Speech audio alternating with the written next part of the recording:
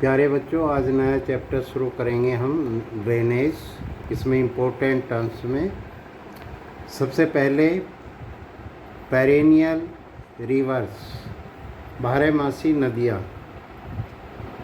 These are the rivers which flow throughout the year as they get water from the rainfall as well as the melting of ice।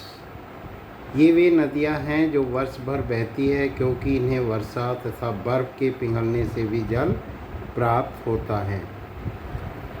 Lagoon, पश्च जल, a part of the sea near the land which has been cut off from the open sea at low tide। भूमि के पास सागर का वह भाग जो मुख्य समुद्र से अलग कर दिया जाता है। रिवर बेसिन, नदी द्रोण, the area drained by a single river system is called a river basin और ए ड्रेनेज बेसिन। किसी एक नदी तंत्र द्वारा जिस क्षेत्र का जल प्रवाहित होता है उसे नदी द्रोणी कहते हैं।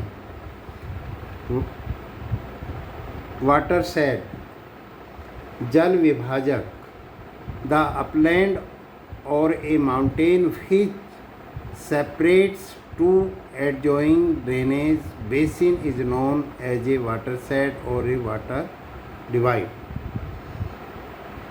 उच्च भूमि या पर्वत जो दो पड़ोसी प्रवाह द्रोणियों को पृथक करता है को जल भाजक या जल विभाजक कहते हैं। ड्रेनेज, अपवाह, a system of flowing water from the higher level to the lower level. उच्च स्तर से निम्न स्तर की ओर जल के बहने की प्रक्रिया को अपवाह कहते हैं। जॉर्ज, महाखट, a deep narrow opening formed by the river in the upper course। Example, the gorge formed by the river Indus। ऊपरी बहाव में नदी के मुहाने पर गहरे तंग द्वार जैसे सिंधु नदी द्वारा बनाया गया है महाखट कहा जाता है। कैन्योन, गहरी घाटी, it is a deep George with steps sides containing many streams। Example, the Grand Canyon of